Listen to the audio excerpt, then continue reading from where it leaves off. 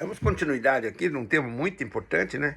A gente estava falando dos psicoterapeutas que estavam trabalhando com essa perspectiva de superação do ser humano. O que na verdade promove o desenvolvimento humano depois que nós caímos num caminho de busca de autonomia, né?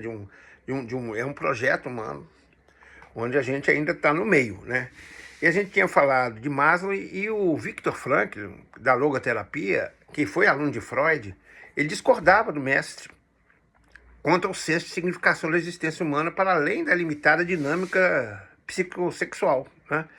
E como ele foi prisioneiro lá da Alemanha, dos campos de concentração, ele pôde testemunhar a redução da condição humana ao mais baixo nível, né? Com constante expectativa de morte iminente por execução, né? A fome era o centro da referência existencial, além do frio e do desconforto. E ele denominou essa experiência de perdas totais de existência desnuda. E Frankl foi um dos que conseguiu extrair luz e esperança diante de uma situação de dor extrema.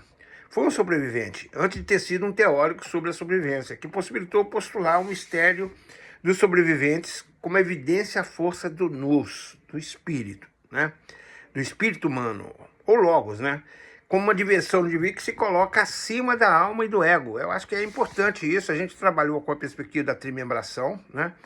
E a gente sabe que essa divisão entre o corpo somático, o físico, a alma e o espírito é fundamental para a gente poder entender que, na verdade, a única maneira da gente explicar todos esses mistérios da existência é considerar uma existência de um mundo espiritual que a gente tem conhecimentos, já, mas não suficientes, né?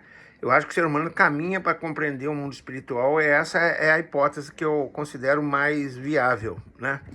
Também, né, essa noção de indivíduo capaz de build, né, em Maslow e em Franklin, toca de perto a noção de um ser livre que deve encontrar o seu próprio sentido existencial, transcendente através de um caminho individual. Nesse sentido, o individualismo autorrealizado, a proposta assemelha-se aos dos filósofos modernos da escola de Frankfurt, que descende da fenomenologia de Russell, tais como Heidegger, Gabriel Marcel, Jasper, Ortega y Gasset, né? Importante esse contexto, a relação entre as ditas pessoas sadias com os valores transcendentais e seu processo de autodesenvolvimento. Aqui está a essência, gente. Que o caminho humano é o caminho do desenvolvimento espiritual, né? E essa salutogênese, ela tem o objetivo de chamar a atenção das pessoas para as fontes da saúde e da cura, a nível individual e também coletivo e social. E o Antonovsky, ele desenvolveu o paradigma salutogênico, que estabeleceu critérios de qualificação da saúde física e psicológica das pessoas, para realizar um estudo sobre o estado da saúde das pessoas idosas em Israel. Qual foi seu espanto quando constatou que entre as pessoas mais saudáveis que encontrou, havia também sobreviventes do Holocausto? Todos os sobreviventes dos campos de extermínio do nazismo ou sobreviventes de perdas e de tragédias humanas puderam contar com alguns recursos do seu interior, né? E ele cunha uma noção de senso de coerência. Aí é uma teoria, né? Como as habilidades em administrar esse conjunto de atitudes para lidar com as adversidades. Então existe gente que tem desenvolvido capacidades para enfrentar essas adversidades, né? Isso que era importante para entender um pouco a saúde. Trata-se de uma capacidade perceptível e de uma aptidão para mobilizar recursos internos. E aí ele apresenta 3 elementos básicos, né? A compreensibilidade, que está ligada à questão da capacidade de compreender, do pensar. A significatibilidade, capacidade de dar sentido à existência. Isso é muito interessante. E a manuseabilidade, que tem a ver com a prática, o agir, né? Então, é a trimembração da própria ciência espiritual que coloca o pensar, o sentir, o agir como base de todo o processo do ser humano, né?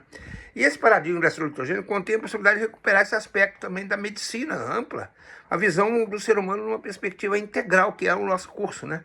Pois traz consigo a imagem do sujeito sadio, totalizante e equilibrado, dotado de adaptabilidade, flexibilidade diante das possibilidades existenciais, do prazer, da dor, da vida, da morte, da saúde, da doença, né? E a medicina e as práticas terapêuticas antroposóficas, com a visão de uma ação integrativa, podem promover o desenvolvimento do ser humano integral. Estão intimamente ligados à concepção da salutogênese, que envolve as múltiplas dimensões do ser humano, né?